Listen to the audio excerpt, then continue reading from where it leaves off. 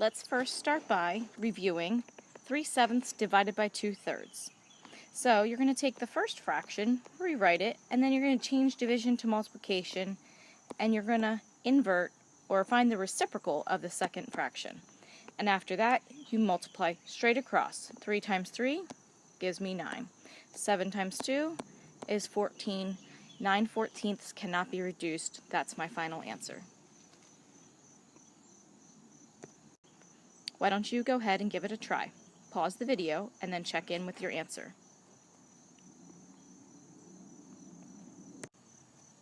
So I did 2/5 times 3 over 2, and that equals 6/10, and 6/10 is reduced to 3/5.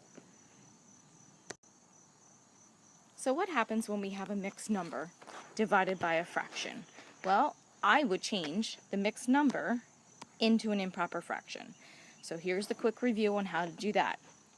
The denominator times the whole number, so 5 times 5 gives me 25, plus the numerator would give me 27, and you keep the same denominator. So you get 27/5. Remember, you're going to multiply by 5/3. 27 times 5 gives me 135, and 5 times 3 gives me 15.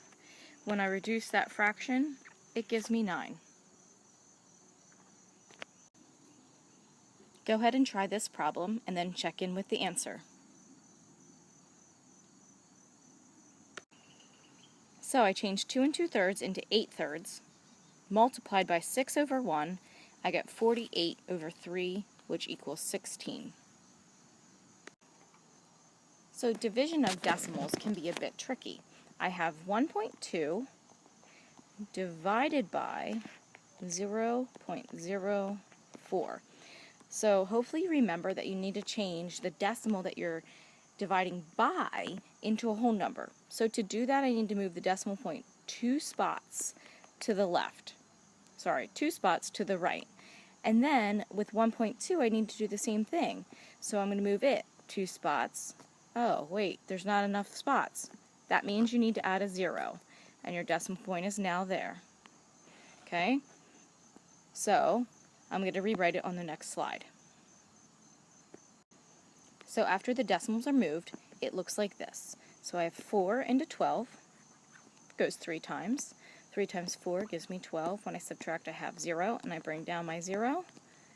4 does not go into 0, so it goes 0 times, and my decimal point comes straight up, and so my answer is 30. So if you go back to the original question, it was 1.2 divided by 0.04, and that gives you 30. Alright, so go ahead and set up this problem. 1.5 divided by 0.03. Sorry, just 0.3. If you set it up correctly, it should look like this. Then, follow the steps from the previous example. Check in when you're done. Hopefully you got 5 as your answer. If you're still unsure of how to divide with decimals, fractions, or mixed numbers, watch these slides again or check in with Ms. Haynes.